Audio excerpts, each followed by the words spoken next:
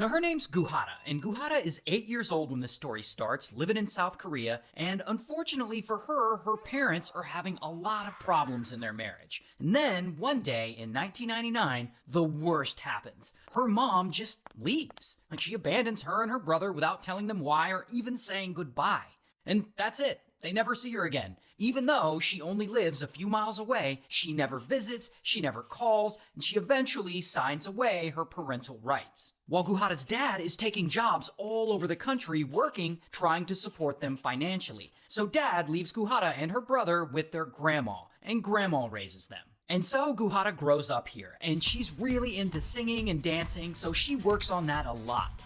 And 17 years go by, and it's now 2008. And because she works so hard on her singing and dancing, she's chosen to join this K-pop girl group called hara. And once Guhara joins, hara blows the up. Not only in South Korea, but they start getting big outside of South Korea too. And they tour, and they release a bunch of albums, and they do the whole thing. So Guhara starts getting super famous in this world. And 8 more years pass, and it's now 2016. And the members of hara, their contracts expire, and the group eventually decides to disband and each do their own thing. So Guhara, she's like 25 years old now. She's like, cool, I'll just go solo. And she goes solo, and she puts out a little album and a bunch of singles. She's also getting roles in movies and on TV. I mean, you get it. She's still doing extremely well. Money and fame. In fact, some might say she got everything she's ever wanted. Her life is essentially perfect.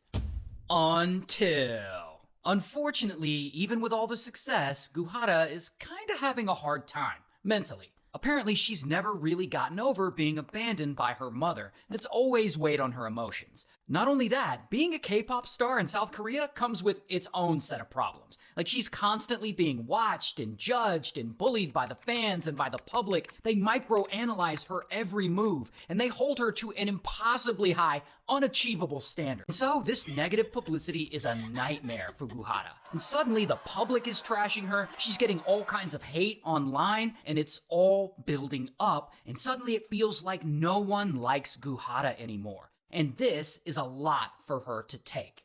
Then, the thing she feared would happen starts to happen. Her career begins to crumble. And her agency drops her, they decide not to renew her contract, and to make it even worse, her best friend, who's also a K-pop singer, suddenly unalives herself.